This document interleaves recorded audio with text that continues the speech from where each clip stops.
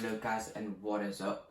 The markets are crazy today. We can see that through all the global indices like the S&P 500, the Nasdaq, and others like Nikkei 225. I had a trade on Nikkei 225 that has now hit my take profit for 9.85%. So I'll be running you guys through that. Also, I have a trade currently running on the Nasdaq as well. We went short, and I actually run the screen here. You can see where we went short here. There's a before and after that's going to be posted right after this video, and I'll be breaking down this trade on why I took this trade and how I managed it effectively, and the reasoning, the thought process behind this trade. Because as traders, it's all good seeing the analysis, but if you don't know the thought process and why the analysis was taken, then it's not as efficient. So I'm going to try and make this as efficient to you and as relatable to you as I can. So just stay tuned. As you can see here, we have the Nasdaq. Let's look at the overall trend. We'll go to the 4-hour time frame. If I change these trend lines to white, because it looks better. You can see here what happened before the crash. We had similar structure, and this is what I was waiting for in order to short all these indices. I was waiting for this nice small corrective structure. You can see how previously we had many impulses, and I actually have a notification. I'm triggered into a trade on silver now. We won't go through that, but you can see before, when we had the nice and steady bull market, impulse, correction, impulse, correction, impulse. And many people were getting caught on the wrong side of the market here, thinking that this was another impulse. But in fact, how I saw this was as a correction. You can see here, very correctively, and then the drop. Now, this was very predictable back in February. As soon as, if I remove this pen, as soon as price broke this was a very, very nice opportunity to go short. I wasn't in that myself, but I was in many intraday trades on the 15-minute chart, just looking for opportunities, not staying in too long because of all the volatility. And you can see how perfectly one of my go-to setups. This is why I don't trade support and resistance, because any support and resistance traders would have been like, look, price has just broken above and retested it, so now let's look to go short. But I was waiting for a break of this corrective structure. You can see what exactly we had here was the impulse, the nice and steady impulse, meaning that the impulsive momentum has died out, and we could see a break of key structure signaling for us to go short. You can see we had this nice correction before the break of structure and drop, just like we saw here in the market. So this should prove a point that the market repeats itself over and over again. So this is definitely something that I'm proud of myself. I did make a video on looking at global indices, and I haven't uploaded it yet, but I'll upload it for you to see what I was talking about before I took this trade. This was very, very impulsive to the downside. You can see here a massive candle. We'll look at the Dow later on. Massive candle, 1.5% in one candle. In 1 hour, in one hour candle, we got a minus 1 point. What was it again? Even forgot. Minus 1.74% in 1 hour on the Nasdaq. Let's take a look at the Japan 225 index. I had a trade on this as well, and it's still running, and I will, oh, my take profit's just been hit.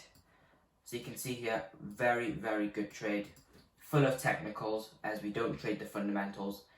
But isn't it just ironic that when price broke out of this major structure, you can see right here, I also talked about this in my video, it's ironic that when price broke out of this key structure in the market that's been respected, we had the nice correction. I did look to go short here, but I didn't want to play it with a manual entry. I wanted to have a sell stop. So my sell stop was beneath this level, or my sell stop was here actually. And when price just rallied up and didn't break, I was asleep. So you can see here, it was 1 a.m. 4 a.m. here, 7 a.m. Woke up and I was triggered into the trade already. And you can see here that price was moving very correctively here, and then the overall drop surging down right to the recent lows here at 21,700, all the way from 23,000. So that is a trade which I'm proud of myself. We got 9.85%. How's the Nasdaq going? Check this out, for a nice 4% almost. And I look to manage this trade as well. It's quite cold in here. Right now I think I'll move my stop right here. Template stop loss. Just to secure at least 1% here. Yep, that would secure 1%. So my stop loss is here securing 1%. That's also good. And do we have anything else going in our favour? We have the Australian dollar falling sharply against the US dollar. Just like we have the Great British Pound falling as well. We are short on that. We're short on NU as well. Pound Swiss we are also short. And I actually have to change my stop here. I have 1.5% secured. Let's check out silver. Silver's just broken a key structure right back in though. So I think this can be adjusted ever so slightly. So yeah, I'm still watching these. Very, very big day for the market. US oil, let's check this out. We're being short on US oil. Since the break of this nice corrective structure, we're being short. And I think that we're going to reach $25 per barrel. Right from our entry at $37 and our stop loss was at $40. So we continue to watch all these markets. You can see corn shaping up nicely in profit past 1-to-1. We're long on corn. Euros are moving up in our favour. GBP CAD, we're looking for a sell-off from this level and we could be getting that now, but this doesn't look that tradable to me at the moment. So yeah, definitely the highlights for today, all the indices. We'll check the Dow as well. But I just want to say, traders, if you have a bias, stick to that bias. You can see here also S&P, we closed this out yesterday, or this morning, we closed this out this morning. We have the DAX also, we caught this for 1%, even though price ended up breaking this. But I didn't want to trade this as I was already short on the Nasdaq and the Nikkei 225. The Dow will delete all of this. It's irrelevant now. Let's just look at a daily candle and what was the drop we just took on the daily candle. Minus 6% on the Dow Jones in one day, as remember that, in one day. Dropping 1,600 points. Now, when was the last time the Dow dropped 1,600 points? It must have been in April. You can see here, this one was 2,300. So yeah, last time it did that was in March, or it might have been in April. In April we did see a big bullish candle for 1,700. So yeah, we haven't had a daily candle range 1,600 points since April the 6th. Let's check out how Australia 200, again, this is just falling out of trend, a great trade opportunity. I'm not looking to get involved though, as I already have trades running on the Nasdaq, sorry.